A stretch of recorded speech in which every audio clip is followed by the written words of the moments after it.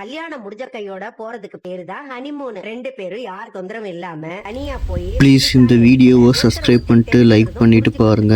Honeymoon. அத நீ இங்கேயே தெரிஞ்சுக்கிட்டா அப்புறம் போற இடத்துல என்னடா த்ரில் இருக்கும் சொல்லு. கரெக்டா சொன்னீங்கம்மா. ஆனா அன்பும் கொடைக்கானல் தான் போறான் பாட்டி.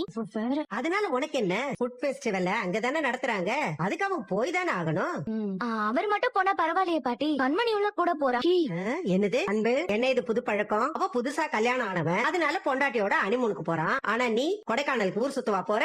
இது பிசினஸ் ட்ரிப். நம்ம கம்பெனி சார்பா ஃபுட் ஃபெஸ்டிவல்ல கலந்துக்கிறதுக்கு தானே நீ போற. ஆமா பாட்டி. அப்ப ஒரு வேலையா போற இடத்துக்கு எதுக்கு இவ்வளவு கூட்டிட்டு போற? ப்ளீஸ் இந்த வீடியோவை சப்ஸ்கிரைப் பண்ணிட்டு லைக் பண்ணிட்டு பாருங்க. நீ எதுவும் சொல்லாத. பாட்டி எப்பவும் ஓ நல்லதுக்கு தான் சொல்வேன், தெரியாத உனக்கு? அத்தை சொல்றேன்னு தப்பா எடுத்துக்காதீங்க. அன்பை பத்தி நான் உங்களுக்கு சொல்ல தேவையில்லை. நீ சொல்ல வந்தத முதல்ல சொல்லு. இல்ல அத்தை, அவன் வேலைன்னு வந்துட்டா சாப்பிடறதையும் மறந்துடுவான். அவனை பாத்துக்கிறதுக்கு ஒரு ஆள் பக்கத்துல இல்லன்னா இன்னும் மோசமாயிடும். அவன் சரியான நேரத்துக்கு சாப்பிட மாட்டான். சாப்பிட்டாலும் மாத்திரை போட மறந்துடுவான். அப்புறமா அவனுக்கு இன்னும் ரொம்ப பிரச்சனையா ஆயிடும்ல. அதெல்லாம் உங்களுக்கு தெரியும்ல அத்தை. ஆமா பாட்டி, அவனை தனியா அனுப்புனா நாம இங்க நிம்மதியா இருக்க முடியாதுல்ல. எதுக்கு அவன் ஹெல்த் விஷயத்துல நம்ம ரிஸ்க் எடுக்கணும்? ஆமா கரெக்ட் தான் பாட்டி. அங்க நானும் பவியும் அப்படியே தனியா சுத்தி. ப்ளீஸ் இந்த வீடியோவை சப்ஸ்கிரைப் பண்ணிட்டு லைக் பண்ணிட்டு பாருங்க. அதனாலதான் அண்ணன் கூட அண்ணி கூடவே இருந்தா நல்லது தானே. ஆக்சுவலா பெரியம்மா விட அண்ணியோட நல்லாவே கவனிச்சுப்பாங்க. என்ன பெரியமா? ஆமா உண்மைதான்டா.